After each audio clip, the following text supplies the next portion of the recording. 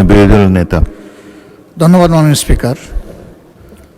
সংসদটা আমাদের কাছে জাতির আমানত এবং প্রথম দিক থেকেই আপনি আহ্বান জানিয়ে এসছেন আমরা সবাই যেন পার্টিসিপেশন করে এই সংসদটাকে প্রাণবন্ত রাখি। দুটা জিনিস এখানে লক্ষণীয়, যেটা সংসদের মেজাজের সাথে যায় কিনা আপনি সিদ্ধান্ত দেবেন। একটা হলো যে গুরুত্বপূর্ণ ব্যক্তিরা সংসদ সদস্যদের কথাগুলা যাদের নিজের কানে সরাসরি শোনা দরকার, বিশেষ করে মন্ত্রিপরিষদের সম্মানিত সদস্যবৃন্দ, অনেক সময় দেখি যে মন্ত্রণালয় সম্পর্কে কথা বলছে সেই মন্ত্রণালয়ের সংশ্লিষ্ট কেউ এখানে উপস্থিত নেই। তো এই যে অনুপস্থিতির একটা ব্যাপার, বিশেষ করে সিনিয়র লিডারদের, এইটা আমাদেরকে আহত করে। 2 নম্বর, সংসদ চলাকালীন সময় মাঝে মাঝে আমরা লক্ষ্য করি কোনো জায়গায় 4-5 জন মিলে আরেকটা মিটিংয়ের মতো চলতেছে। একদিকে সংসদে গুরুত্বপূর্ণ আলোচনা হচ্ছে, আপনি নিজে অ্যাটেনশন দিচ্ছেন, আমরা বুঝার শোনার চেষ্টা করতেছি, আবার ওইদিকে এগুলোও চলতেছে। এগুলাতে সংসদের ডিসেন্সি যেমন নষ্ট হয়, তেমনি আমরা যারা সংসদকে অনুসরণ করার চেষ্টা করি আমাদের মনোযোগও নষ্ট হয়। এই বিষয়ে আপনি কিছু বলবেন কিনা, কোনো উদ্যোগ নেবেন কিনা? ধন্যবাদ মাননীয় স্পিকার। ধন্যবাদ বিরোধী দলীয় নেতা।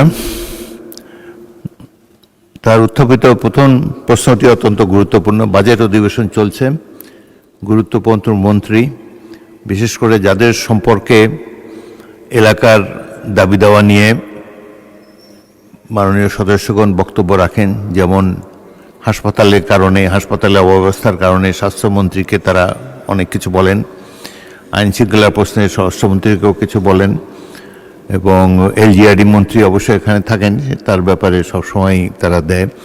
তবে কালকে এই প্রশ্নটি আলোচিত হয়েছিল এবং মাননীয় চিফ হুইপ বলেছিলেন যে তারা রাষ্ট্রীয় কাজে ব্যস্ত। তো যাই হোক, আমি আবারও আজকে তাগিদ দিলাম, কোনো রাষ্ট্রীয় কাজ সংসদ অধিবেশনের চাইতে বেশি গুরুত্বপূর্ণ নয়। সকল রাষ্ট্রীয় কর্মকাণ্ডের মধ্যে সংসদ অধিবেশন সবচাইতে বেশি গুরুত্ব পায়, and it takes precedence over any other business of the state. সুতরাং আপনি মাননীয় মন্ত্রীদেরকে বলবেন তারা যেন সংসদে যথাসময়ে আসেন, সংসদ সদস্যদের যেসব বক্তব্যে তাদের মন্ত্রণালয় সম্পর্কিত কথা তারা বলেন সেগুলোর ব্যাপারে তারা অন্তত শুনবেন এবং যদি সম্ভব হয় তার প্রতিকার করার চেষ্টা করবেন। দ্বিতীয়ত, বিরোধী দলের নেতা যেটি বলেছেন, আমি মাঝে মাঝে দেখি সংসদের ছোট ছোট গ্রুপে কথাবার্তা চলে, ফ্লোর ক্রসিংও 2-1বার দেখেছি, সেগুলো আমি সাথে সাথে পয়েন্ট আউট করেছি।